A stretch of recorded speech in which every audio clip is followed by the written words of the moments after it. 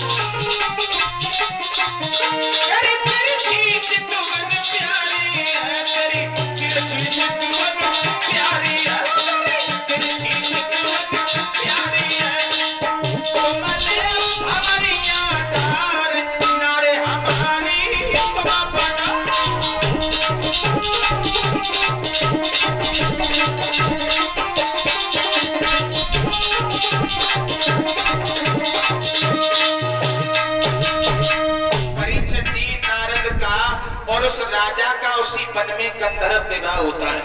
गंधर्व विवाह किसे कहते हैं? विवाह भी परीक्षित जी 4 प्रकार के होते हैं। एक ब्याह होता है, एक विवाह होता है, एक गंधर्व विवाह होता है, एक स्वयंवर होता है। स्वयंवर किसे कहते हैं? स्वयंवर कहते हैं लड़की अपने मन से लड़का को चुने। गंधर्व विवाह जिसे आजकल कहते हैं प्यार में शादी, लव मैरिज। और विवाह विवाह जिसकी बाद में बाहा बाहा हो जाए, विवाह। और ब्याह ब्याह बाद में 20 लाख की शादी करी, बाद में हो गई आहा मर गए पिट गए 20 लाख ले गए, है ना। नारद का और उस राजा का गंधर्व विवाह होता है। क्षमा चाहेंगे, बहुत जल्दी कर रहा हूं महाराज। नारद को लेकर के राजा अपने धाम को पहुंच गया। नारद की याद भगवान ने तब तक नहीं करी, कब तक कि जितने बच्चा सुवरिया के हते उतने ही बच्चा नारद के गर्भ से पैदा। भगवान ने विचार किया अब हम जाकर के देखेंगे नारद को बच्चे प्यारे हैं या नहीं हैं। सोचा अगर हम ऐसे ही जा रहे हैं तो नारद हमें कहीं पहचान न ले, तो भगवान ने अपना स्वरूप बदल लिया। कौन बने गए? महात्मा बने। और महात्मा बन करके चले हैं। भाई कैसा वेशभूषा बनाया भगवान ने। लाला भैया संदेश कि तट पर वो पीतांबर न रहा, पीतांबर के बदले पीला सा छोटा कंबल है।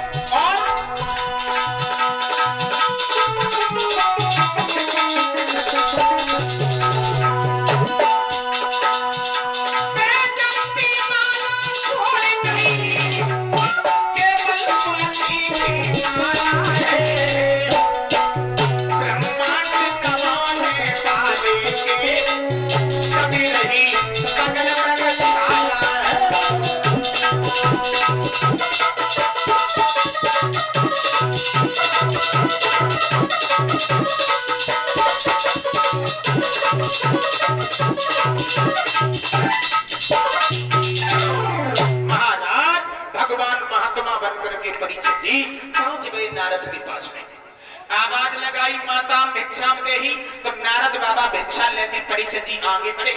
और याद रखना नारद ने विचार किया महात्मा जी आए हैं तो हमारा कर्तव्य है महात्माओं का सम्मान करना, और आपका भी कर्तव्य है बहनाओ।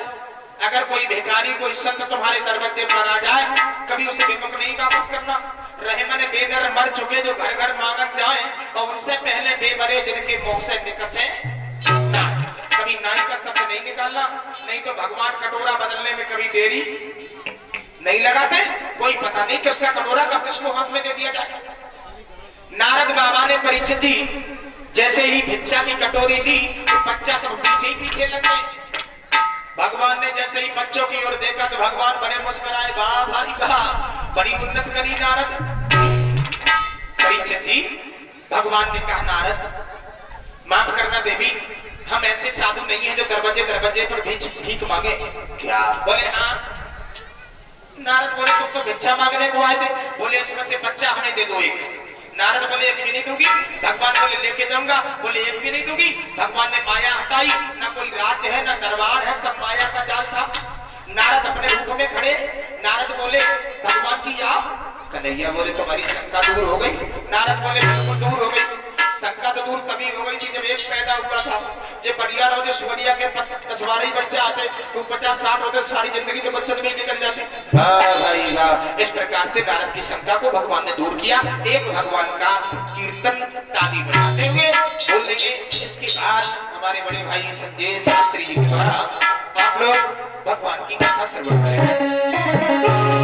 ताली बजाते हुए सभी बहनाएं माताएं बड़े भाव से बोल लीजिए। बोले कि कान्हा तेरा नाम रसीला बोल बोल, कान्हा तेरा नाम रसीला बोल